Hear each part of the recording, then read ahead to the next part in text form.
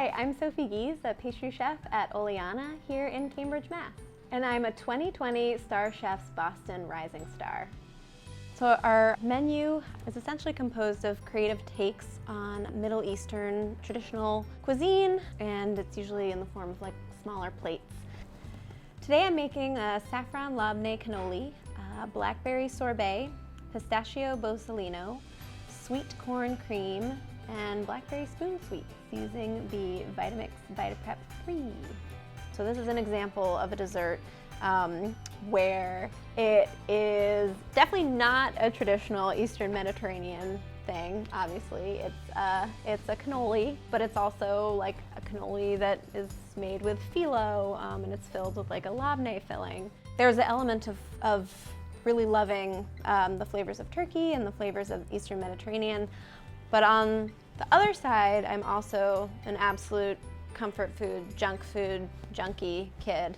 So into your aerating container, you want to scale your labneh, your cream cheese, honey, a little lemon juice, lemon zest, vanilla.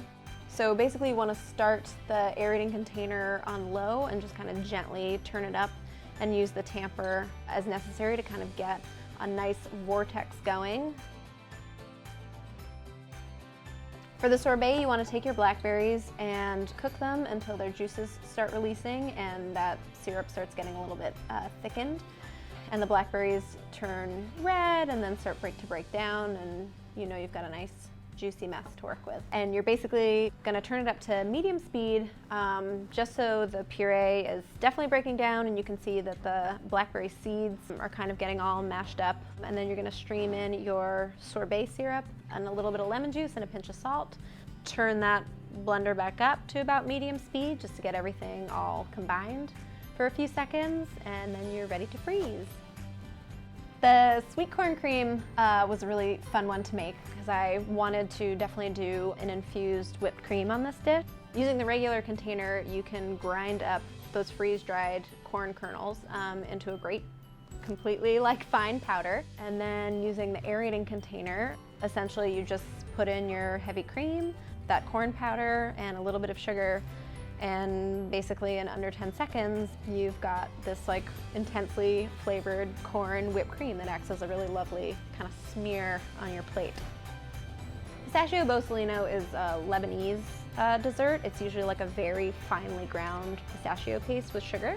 The regular container is great for just pouring the pistachios and sugar and salt in. And if you just kind of keep it on low, it makes this really beautiful kind of green, sugary mixture that has, you know, a little bit of dust, a little bit of bits, and you're gonna mix orange blossom water in by hand to create just kind of this nice, crunchy, orangey sort of topping for the cannoli.